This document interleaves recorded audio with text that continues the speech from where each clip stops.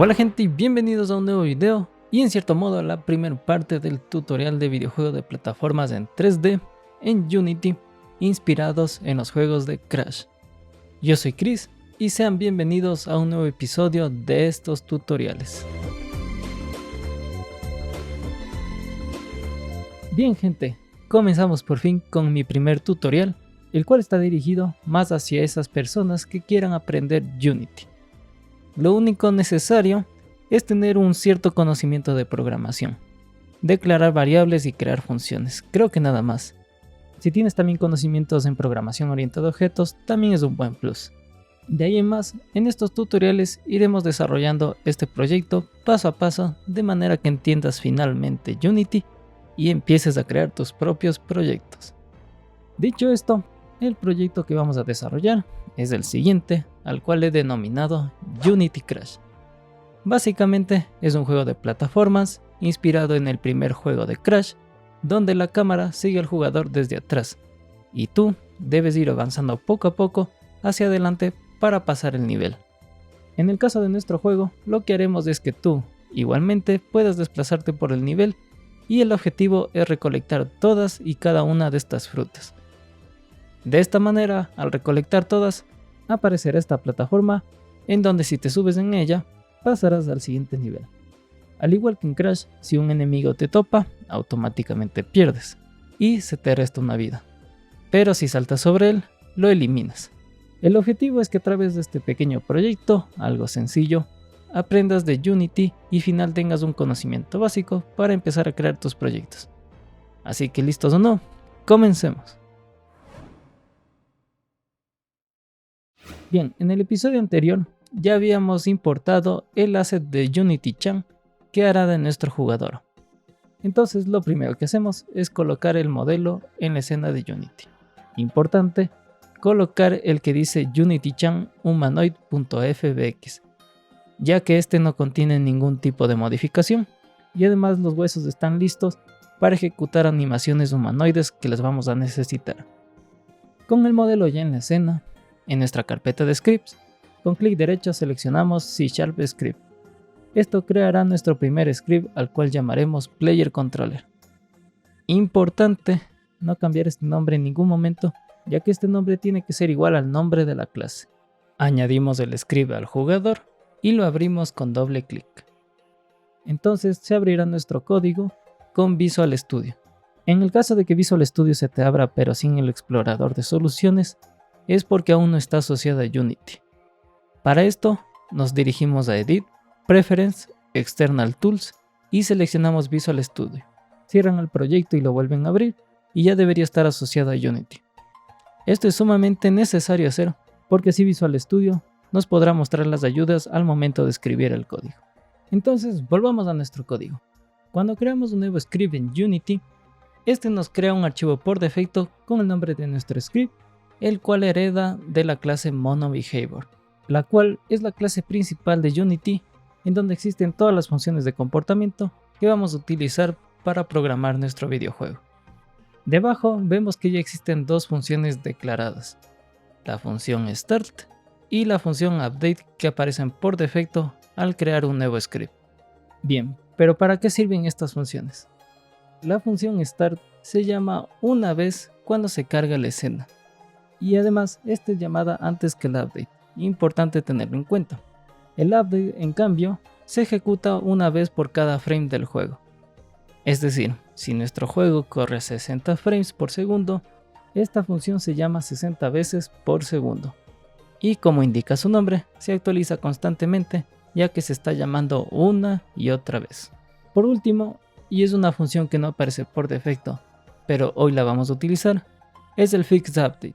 Esta función en palabras simples, al igual que el update, se ejecuta constantemente, pero a la frecuencia del sistema de físicas. Es por eso que esta función se utiliza principalmente cuando queremos aplicar y modificar a base de físicas a un objeto, como por ejemplo aplicarle fuerzas, torques, etc. Existen algunas funciones más, pero digamos que estas son las principales que vamos a utilizar a lo largo de estos tutoriales. Ahora, si queremos observar que esto realmente funciona como lo indiqué anteriormente, podemos decirle que en cada una de estas funciones escriba los siguientes textos en consola. Y al ejecutar el juego, podemos observar que, por ejemplo, el start se ejecutó una sola vez. El update, por su lado, en cambio, se está ejecutando constantemente por cada frame del juego. Y el fix update igual se ejecuta constantemente, pero a una frecuencia menor.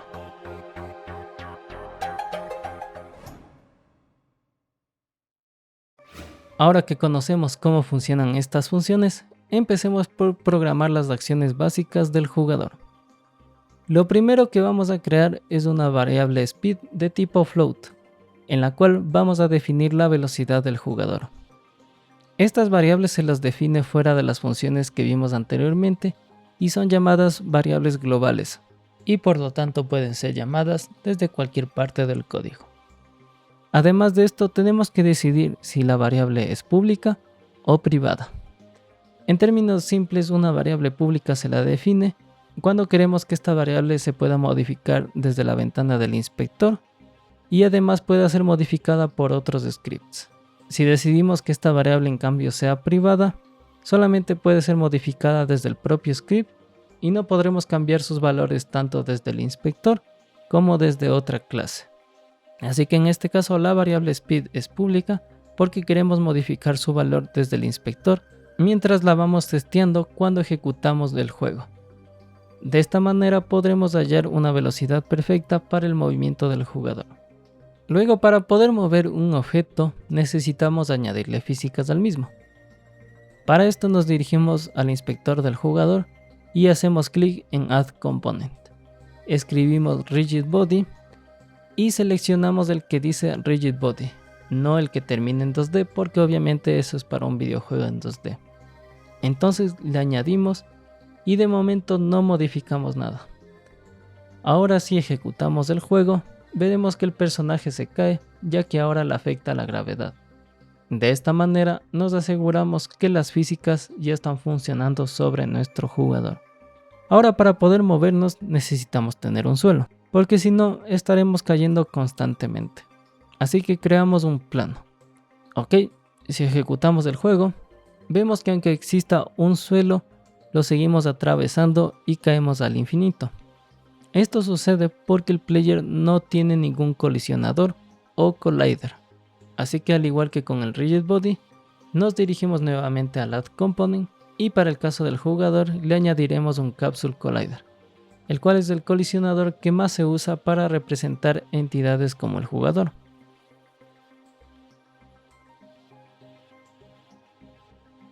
Con eso listo, le damos al play y vemos que finalmente colisiona con el suelo.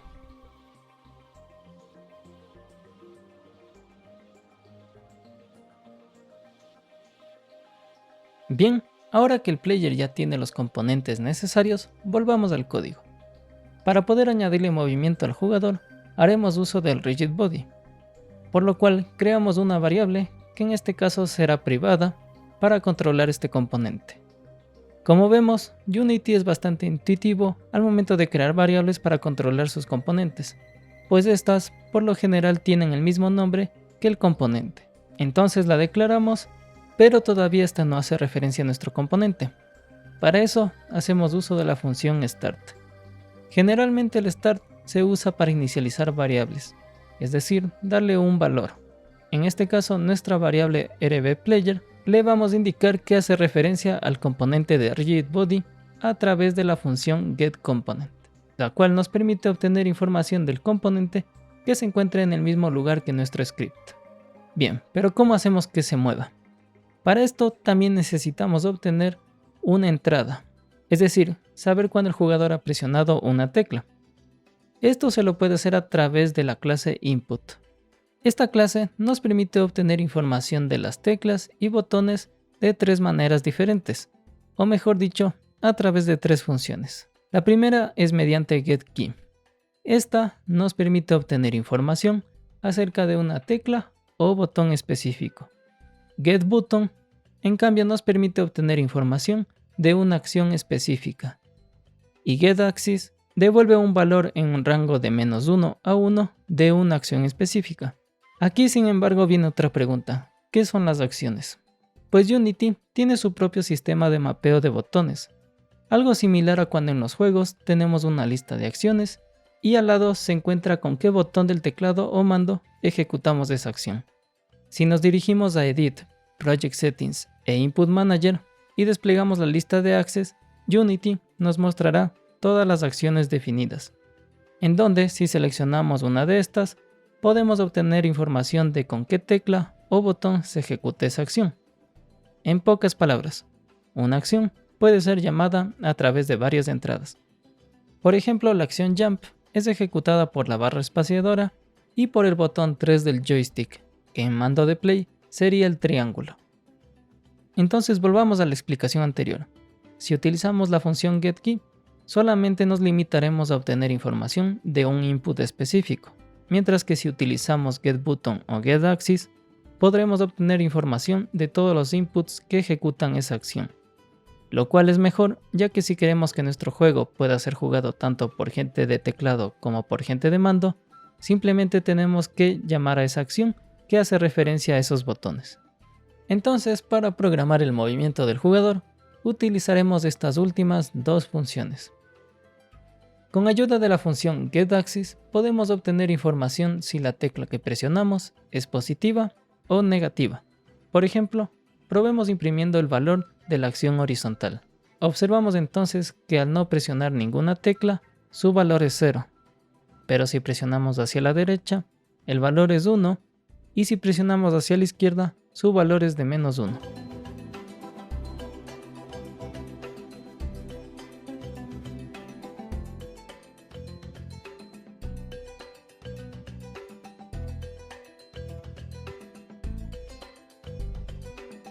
Esto mismo es aplicado para el eje vertical.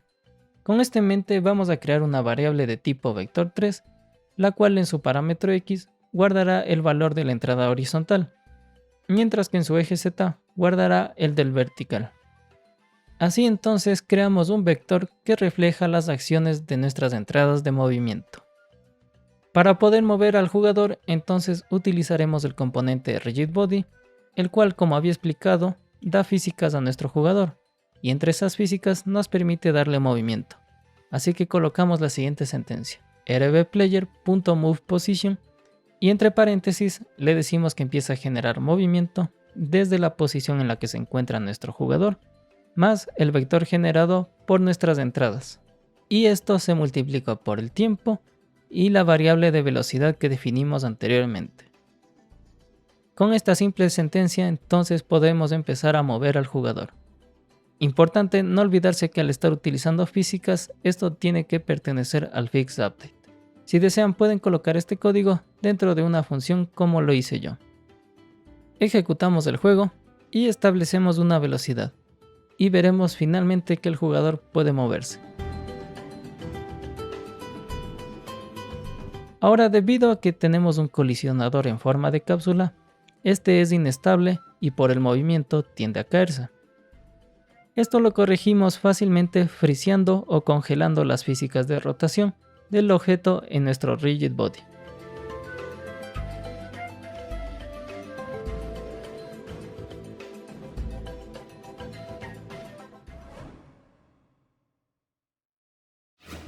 Bien, ya tenemos el movimiento de nuestro jugador, pero siempre nos da la espalda. Para esto vamos a crear una función llamada PlayerRotation, la cual se encargará de controlar esto.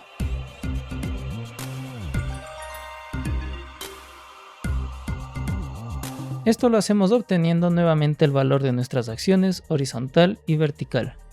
Y a través de una función matemática obtendremos el ángulo formado por estas, pero en radianes. Para transformarlo a grados simplemente lo multiplicamos por la función math.rag2deg. Comprobamos que esto funciona.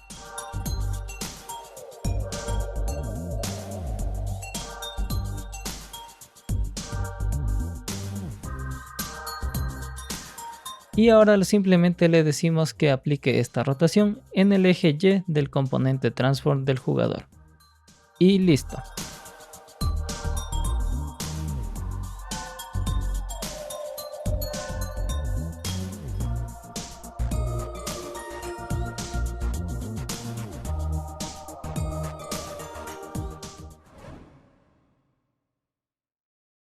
Por último y para terminar el video, programaremos el salto. El salto es algo sencillo de hacer, ya que simplemente es añadir una fuerza hacia arriba al momento de presionar el botón de jump. Lo que hacemos entonces es primero crear una variable para especificar la fuerza del salto, y luego creamos una función para controlar el mismo. Ahora vamos a hacer uso de la otra función de la clase input, llamada getButton. Esta función realmente se divide en tres funciones para detectar el estado de los botones. getButton devuelve verdadero durante el tiempo en que la entrada se mantiene presionada. getButtonDown, en cambio, solamente es verdadero en el instante en que es presionado. Y getButtonUp es verdadero solamente en el instante en que se deja de presionar.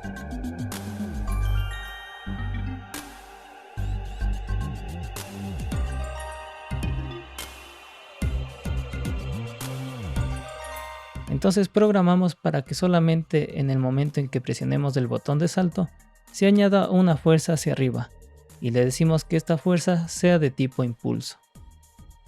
Comprobamos y vemos que funciona bastante bien, pero hay un pequeño detalle, y es que si presionamos varias veces el botón de salto, podremos ascender hasta el infinito. Para corregir esto vamos a crear una última variable booleana, la cual nos servirá para saber si estamos tocando o no el suelo.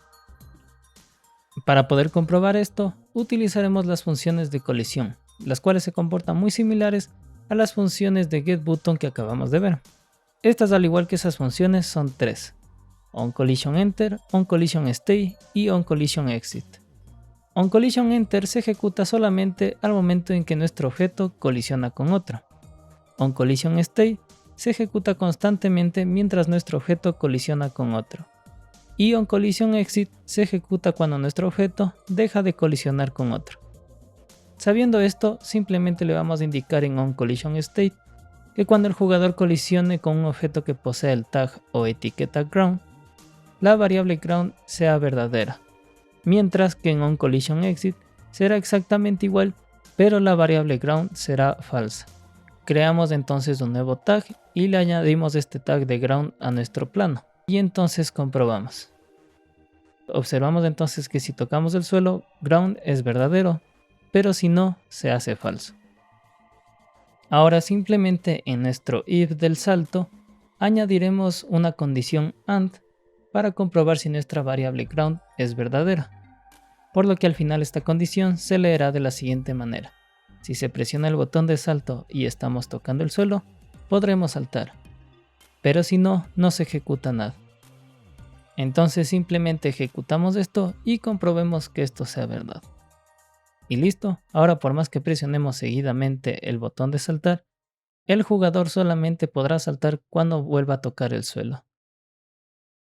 Y listo gente, eso sería todo en cuanto a este tutorial. Espero de verdad que les haya servido, ya que intenté incluir toda la información con respecto al movimiento del jugador. Sé que quizás es un poco extensa, pero creo que es bastante importante conocer cada uno de estos aspectos para programar bien nuestros juegos. Por último, recordarles que si les gusta este tipo de contenido, pueden suscribirse, dar ahí un likeazo, comentar y compartir, además de ver mis otros videos donde me dedico a hacer cualquier cosa en Unity. Síganme en mis otras redes sociales y yo no digo más y me despido para el siguiente video. Adiós.